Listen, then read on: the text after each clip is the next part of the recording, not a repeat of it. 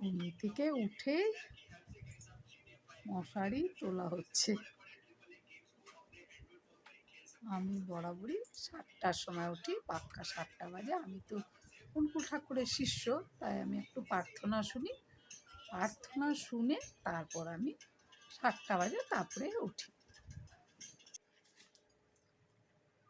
তারপরে প্রার্থনা শুনি 5:30টার দিকে। প্রার্থনা শুনি, হরে কৃষ্ণ শুনি। এগুলো কে কে শোনো আমাকে অবশ্যই কমেন্ট করে জানাবে। আমি তো এগুলো শুনি ভোরবেলা উঠেই, শুনে তারপরে শুয়ে শুনি আর কি। তারপরে ঠাকুর ঠাকুর প্রণাম করি শুয়ে তারপরে 7টার সময় উঠি। তাহলে এই যে জানলাটা খুলে দিলাম, বেশ সকালের হাওয়াটা দেখতে পাচ্ছি। আর রাতে জানো তো 2-2:30টার দিকে ভীষণ ঝড় বৃষ্টি হয়েছে। আর সে কি অবস্থা, ঘরে ধুলোয় ভর্তি, ধুলোয় ধুলো ধুলোয় ধুলো। দুর্গাপুরে তো বুঝতেই পারছো পুরো ডাস্টে ভরা। আর এই যে ভাত বসেছি বরের জন্য, আর এই যে বর চা বানিয়ে নিজের জন্য ছেঁকে নিল আর কি। আর আমার এই যে চা, আমি চা খেয়ে সবজি নিয়ে বসেছি কাটবো বলে। তারপর হ্যালো বন্ধুরা, অঞ্জনামিক চ্যানেলে সবাইকে অনেক অনেক অনেক স্বাগত। আশা করছি সবাই ভালো আছো, আমিও ভালো আছি বা আমরাও ভালো আছি। সবাইকে গুড মর্নিং। আর আমার এখন থেকে ভিডিওটা শুরু হচ্ছে, তোমরা দেখতে থাকো। আশা করছি তোমাদের সবার ভিডিওটা ভালোই লাগবে। তারপরে এই যে রান্না বসিয়ে দিয়েছি। আজকে কিন্তু আমি পটল আছে না, পটল একদম লম্বা লম্বা করে কেটেছি চচ্চড়ির মতো। পটল আলু চচ্চড়ির মতো কেটে টমেটো দিয়ে তরকারি করছি। আর এই যে আলু ভাজা করবো বলে পেঁয়াজ টিয়াজ কেটে রেখেছি, আর একটু শশা কেটে রেখেছি আমরা সকালে টিফিন করব বলে। আর এই যে তরকারিটা হয়ে গেল, দেখেছো কি সুন্দর কালার দিয়েছে, খেতেও ভীষণ ভালো হয়েছিল তরকারিটা, মানে টেস্টি হয়েছিল। তারপরে এরপর আলু ভাজা বসিয়ে দেবো, কারণ আলু ভাজা একটু দুপুরের জন্য রেখে দেবো, আর হলো আমরা একটু টিফিন করব। এই যে আলু ভাজাও হয়ে গেছে, তারপর ম্যাগি করব ভাবছি। আর এই যে ম্যাগির জন্য একটু আলু ভাজা করে রাখলাম, আর এদিকে আবার ডিমের অমলেটও করে রাখলাম। তাহলে ডিমের অমলেট দিয়ে আর আলু ভাজা দিয়ে আর এই যে ম্যাগি করব। এই দেখো ম্যাগিটা আমি কীভাবে করি দেখো। এই যে ম্যাগিটা জল দিয়ে ভিজিয়ে সেদ্ধ করছি, পরে কিন্তু অল্প জল দিয়েছি দেখো, ওর মধ্যে শুকিয়ে যাবে। তারপর ওর মধ্যে আলু ভাজা, হালকা একটু নুন, আলু ভাজা আর ম্যাগি মশলা আর ডিমের দিয়ে ডিমের অমলেটটা ভেঙে ওই দেখো দিয়ে দিই। দেখো একদম কি সুন্দর হয়েছে না, আমার খুব সুন্দর হয় একদম। দেখো ঝরঝরে হয়েছে, তেল তেল লাগলো না, হয়ে গেল একবারে। কারণ আলু ভাজাতে তেল আছে, ডিমের অমলেটের তেল আছে। আর এইটা আমাদের দুপুরের জন্য 3টে ডিম সেদ্ধ করছি। এই যে আমার ছেলের খাবার, জল খাবার। আর এইটা আমার, আমি আবার ওর ম্যাগির মধ্যে একটু মুড়িও মিশিয়ে নিয়েছি। তারপর খেতে বসেছি, কারণ আজকে আমার ইচ্ছা আছে একটু ঘর ঝাড়বো বলে। রবিবার আমার ছেলেকে বলেছি, কারণ আমার না হাত বড্ড ব্যথা। ছেলে কলেজে পড়ে, বড়ও হয়েছে না, বড় হওয়ার পর থেকেও আমার সাপোর্টে খুব কাজ করে থাকে, যে কোনো কিছুতেই বেশ কথা বলে আমার সাথে, মন মেজাজ খারাপ হলে কথা বলে আনন্দ দেয়। তারপরে ঘরের কাজ করে দেয়, ঝাড় দিয়ে দেয়, যে যেমন ঝাড়াঝাড়ি ওই করে। এই যে এখন থেকে আমাদের ঘর ঝাড়াঝাড়ি তাহলে স্টার্ট হলো, তোমরা দেখো, আশা করছি তোমাদের ভালোই লাগবে। আর আমার হাত ব্যথা বলে আমার ঘর আমার ছেলে ঝেড়ে দেয়। তারপরও ছেলে উপরটা ঝেড়ে দেওয়ার পরে আমি ভারী ভারীগুলো টেনে করে দেয়, তারপরে আমি করে নিই। ও এখন কলেজে পড়ে তো, যেটুকু সময় পায় ওই জন্য রবিবার করেই ঝাড়ি আর কি। তো এই জন্য এই যে দেখো আমি একটু ঝেড়ে নিচ্ছি, এখন ছেলেকে দিয়ে মোটামুটি আর কি ঝাড়াবো। তাহলে আমার সঙ্গে থেকো বন্ধুরা। কেমন ভালো লাগলো অবশ্যই একটা লাইক করো, আর ভালো লাগলে একটা সাবস্ক্রাইব করো। এই যে দেখো ছেলেও ঝাড় দিচ্ছে।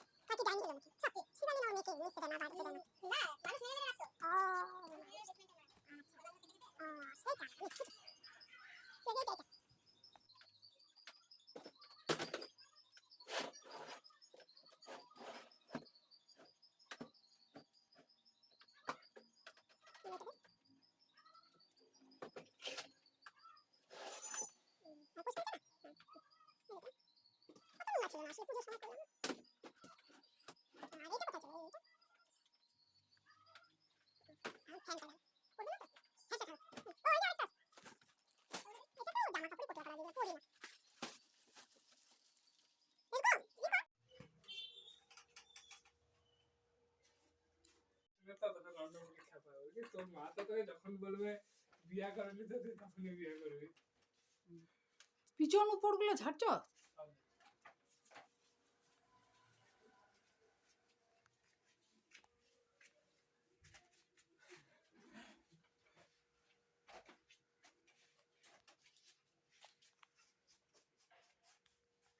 চলো এবার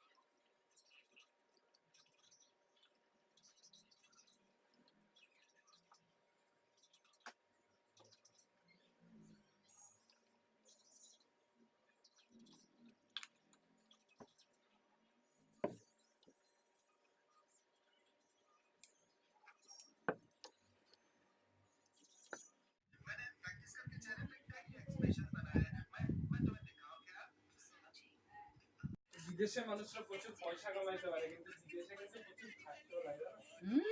বাহ। খাওয়ার টাইম পর্যন্ত না ওরা মানে 5 দিনের রান্না ওরা একদিনে রান্না করে রচনা একদিন বললো না ডিব্বায় রাখা দেয় নাম্বার দিয়া যে এটা আজকের এটা কালকের এটা পরশু দিন নাকে মুখে খায় ঢুকতে লাগে। জানি আমি পরিশ্রম আছে ওরা খুব পরিশ্রম করে টাইমই নাই ওদের হাতেই টাইম নাই। বিদেশের কাজে যে একটা মেয়ে ইন্ডিয়ার মেয়ে কোরিয়াতে থাকে না ও বলে যে সবাই ভাবে আমি কোরিয়াতে থাকি কোরিয়া কত সুন্দর জায়গা না কোরিয়া খুব ভাবে যে অনেক মানে লাভ ওখানেও কাজ করে একটা কোম্পানিতে আগে আমি আধা ঘন্টার ব্রেক পাই 1টা থেকে 1:30 লাঞ্চ টাইম মাত্র আধা ঘন্টার ব্রেক ওই ঘন্টার মধ্যে আমাকে করতে লাগে।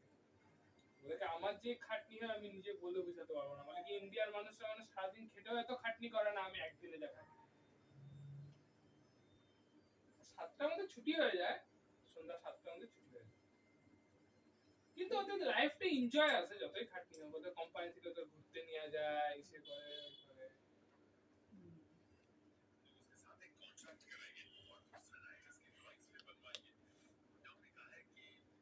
বিদেশে যাওয়ার ইচ্ছা আছে। বিদেশে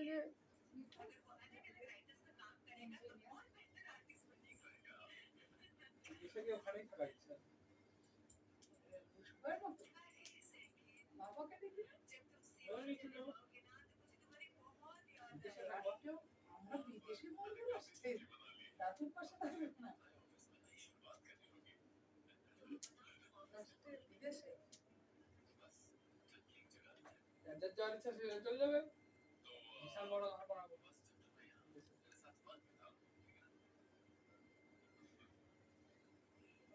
কেন আমি ইন্ডিয়াতে থেকে শান্তি নেই বিদেশে যা শান্তি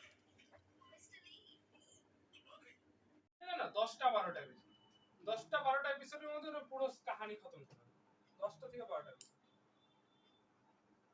ওরা বেশি বাড়াইতে পছন্দ 10টা থেকে হাইয়েস্টলি 12টা এপিসোড তাও কত ঘন্টার বলে তো 1 ঘন্টা করে ও ওই যে যেগুলো তুই সিরিজগুলো হ্যাঁ এই সিরিজটা দেখলাম যে এটা তো 16টা এপিসোড ছিল 1 ঘন্টা 20 মিনিট 1.5 ঘন্টা ওরা ওই ছোট্ট মেয়েটার বিয়ে হলো এটা একটা রূপকথার গল্প বুঝলা খুব সুন্দর রূপকথার গল্প রূপকথার গল্পের মতো মানে মেয়েটার মাটাও রূপকথার গল্পের লেখিকা আর মেয়েটাও রূপকথার গল্প সে আবার খালি এইটা না ও বলে ইও দেখে যে